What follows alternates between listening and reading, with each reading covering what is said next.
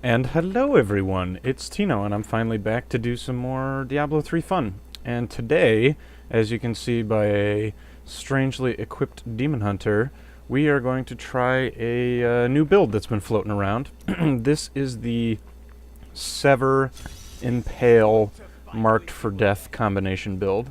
So I'm sure a bunch of you have read the forums and know the general idea of what this build is all about. But for those of you who don't, let's jump in here real quick. I personally have different passives because I find that the more damage you do with this build, the easier it is to stay alive. I also am keeping Shadow Power with Gloom, Preparation with Backup Plan, and Vault with Tumble. I'm debating whether or not to switch this Vault out for potentially maybe Smokescreen, or I don't know, maybe even like Sentry or something like that. I'm not sure about Sentry just because it's going to keep shooting and it might, you know, cause a proc on this build when I don't want it to, but I'm not really sure. So yeah, then the real crux of the build is Marked for Death with the Grim Reaper rune. As you can see, an additional 12% of damage done to the target is also divided among all enemies within 20 yards. And we're going to use Impale with Overpenetration for the sort of trigger, and Grenades with Tinkerer just for the extra hatred regen. And this is one of the few moves you can use when you're not using a bow, which brings me to my weapon here. I have basically 1000 DPS Sever, and they pretty much always have very similar stats. They always have over 150 vitality, they always have 1 crit chance, they always have the slain enemies rest in pieces. This one's random roll was a socket, which is crucial to maintain a decent amount of DPS. I think I really only, because I'm using Sharpshooter, this is sort of doubled, but I think I'm only at about 90,000 DPS, 95 maybe.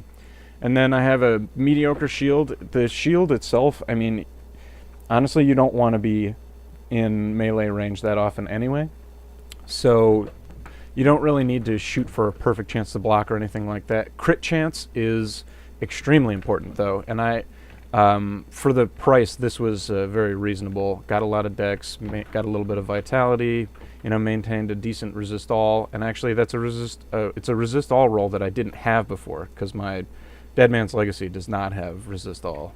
I don't even know if it can have resist all. Maybe it can, but I'm not sure. And yeah, so basically the whole point of this build is you want to mark a target with Marked for Death, and then you want to try and hit that target and try and kill it in one shot with Impale.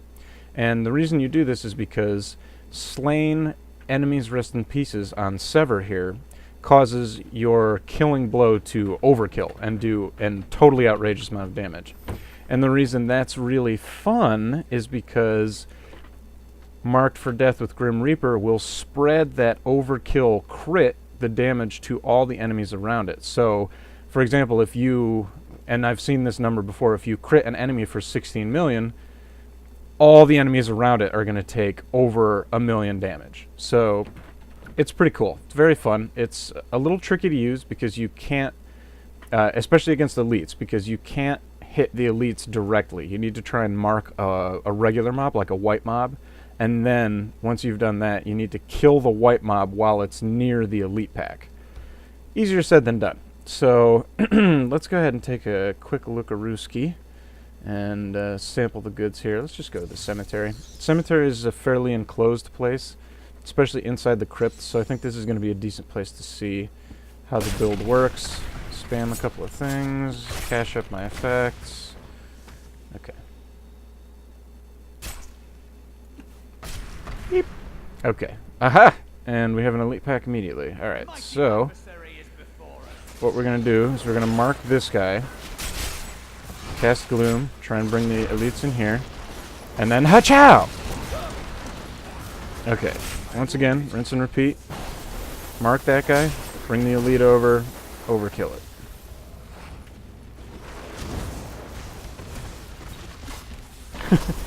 Okay. Come on, white mobs, where are you guys?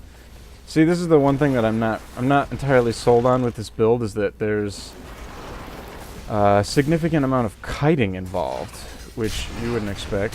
Ha-chow! Hey! See? There we go.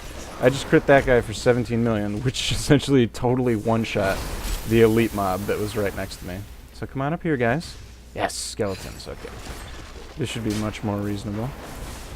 Come on. Come on over. Oh. Ha-chow! Oh, come on. Yeah! Oh, God, it's so much fun. Alright, we'll mark this guy. Come on, Mr. Marked guy. Come on up over near the elite pack.